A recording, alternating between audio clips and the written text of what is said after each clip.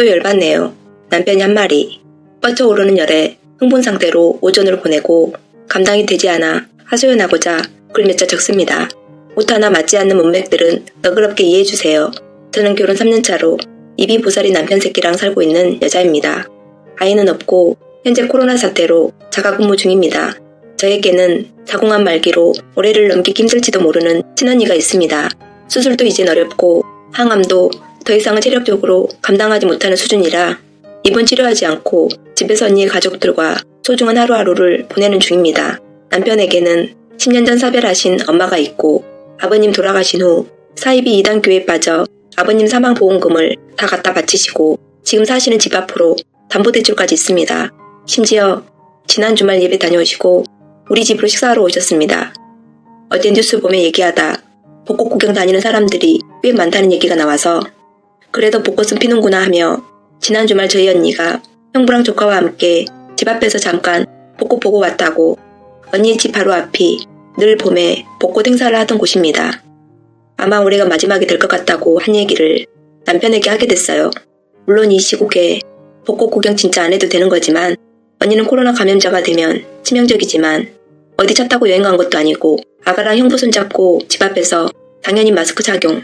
정말 한 10분 정도 걷고 사진도 몇 장 찍었다고 하더라고요. 마지막 추억 사진이 될 것 같다는 언니 목소리가 너무 안쓰러웠다. 뭐 이런 얘기를 했던 것 같아요. 물론 사람이 많지 않은 곳에 있다 왔다고 했고요. 그런데 남편 한다는 얘기가 이 상황이 하지 말라면 좀 안 하면 안 되냐. 누구나 할 줄 몰라 안 하냐. 우리나라 학생들 학교도 못 가는 거 보면 안쓰럽지도 않냐. 진짜 저러다 코로나 걸리는 것들은 죽어도 싸다. 이런 말들을 하는데 듣기가 불편하더라고요. 그래서 제가 지금 우리 언니 얘기냐고 물었더니 벚꽃이 뭐라고 집에 좀 있지. 처형은 그러다 감염이라도 되면 어떡할 거냐. 생각이 없다. 한심하다. 딱 이렇게 얘기하더라고요. 너무 어이가 없어.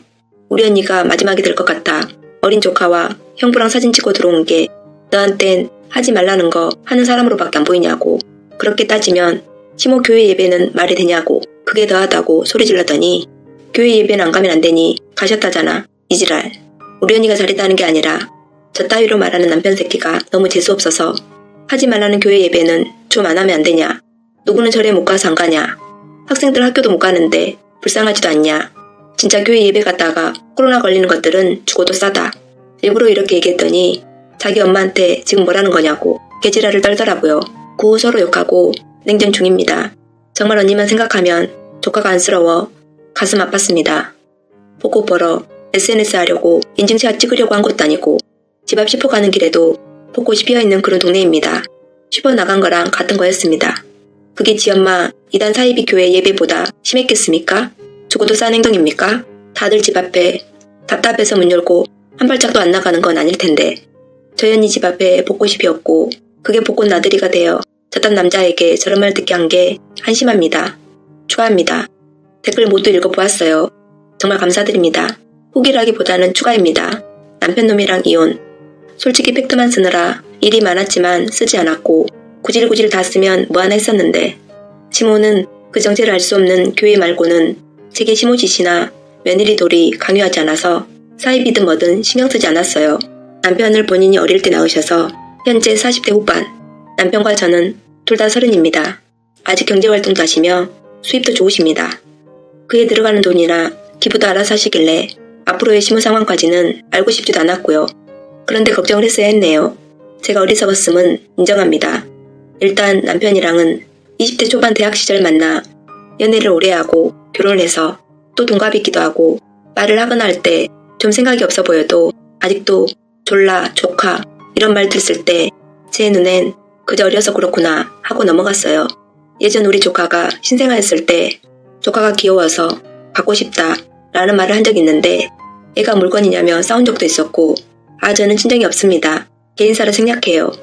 언니는 저보다 6살이 많고 제겐 엄마예요. 그런 언니가 자궁암을 선고받아 무서워서 제가 미친 듯 며칠 올 때에도 이틀째에 처형이 죽은 것도 아닌데 그만 울라던 인간이었네요. 댓글 중에 공감 능력 이야기가 많으셨는데 맞는 것 같아요. 사실 그럴 때마다 끝내고 싶다 생각은 했지만 제겐 가족이라 생각하고 끌어안고 있었던 것 같네요. 어제 퇴근하고 와서 투명인간 취급했더니 왜 자기 무시하냐고 지랄하길래 글 쓴 거 보여줬더니 역시나 나리나리 개나리를 치더니 자기가 틀린 말 했냐길래 넌 인간도 아니라고 이혼하자 했고요. 오늘 이 글과 댓글들 링크 걸어 보내줄 거예요. 길게 쓰기도 힘드네요. 심호욕은 어차피 종교의 자유이니 크게 하고 싶지도 않았고 남편과 싸울 때도 남편 새끼 하는 말이 문제였지 굳이 어머니를 중심에 두고 욕하고 싶진 않았어요. 종교 활동하시느라 여러 사람 만나시고 명절이나 생신 때도 오라가라 하시는 분도 아니고 가끔 밥이나 먹으며 안부만 묻는데 남편이랑은 거의 매일 통화하고 코로나 터지기 전에는 주말에 제가 볼일 있을 땐 둘이서 데이트도 하고 나길래 저는 관심 두지 않았습니다.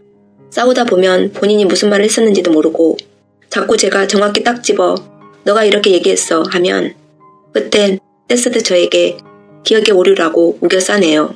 언니가 보고 싶어 언니 집 가고 싶어도 환자랑 조카가 있으니 코로나 터지고는 가보지도 못했네요. 오늘 저녁에 가보려고요. 아, 시모가 교회 예배에 꼭 가야 하는 이유는 참석하지 않으면 우울증 걸리실 것 같아서입니다. 싸울 때 남편이 말했던 이유네요. 이혼할 겁니다. 지금은 아픈 언니에게 그런 모습 보이고 싶지 않아서 당장은 아니지만 무서워 피하지도 않을 거예요. 어느 분께서 써주신 댓글, 언니의 마지막 선물일 수도 있겠네요.